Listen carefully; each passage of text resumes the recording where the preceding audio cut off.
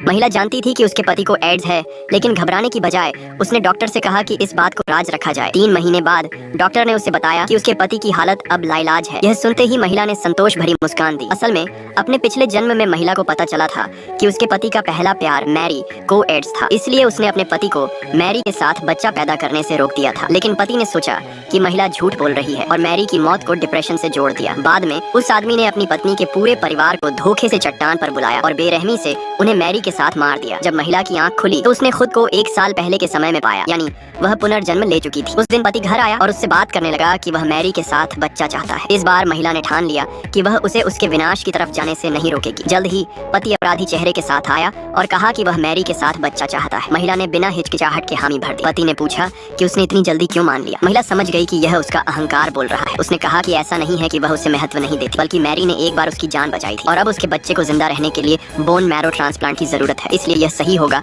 कि वह उसे दूसरा बच्चा दे। यह सुनकर पति का शक खत्म हो गया। उसने वादा किया कि वह और मैरी IVF के जरिए गर्भ धारण करेंगे और वह कभी उसे धोखा नहीं देगा। लेकिन उसने यह भी कहा कि इसके लिए पहले उन्हें तलाक लेना होगा। बात पूरी भी नहीं हुई थी कि महिला ने तुरंत हामी भर दी। महिला ने यह भी कहा कि तलाक के लिए 1 महीने का कूलिंग ऑफ पीरियड होता है और सुझाव दिया कि वह और मैरी पहले IVF की तैयारी शुरू कर दे। आदमी खुश हो गया और बिना शक के कहने लगा कि वह मैरी को अस्पताल चेकअप के लिए ले जाएगा। लेकिन उसी दिन महिला को एक प्राइवेट इन्वेस्टिगेटर से तस्वीरें मिली जिसमें वह आदमी मैरी को होटल में ले जाता दिखा। आधे महीने बाद पति ने खबर दी कि मैरी गर्भवती है। महिला जानती थी कि IVF के लिए कम से कम 2 महीने की तैयारी चाहिए, लेकिन उसने उसका झूठ उजागर नहीं किया। फिर बेशर्म आदमी ने कहा कि मैरी के बड़े बेटे की हालत बिगड़ गई है, इसलिए वह मैरी से शादी करना चाहता है और शादी का खर्चा महिला से उठाने की उम्मीद करता है।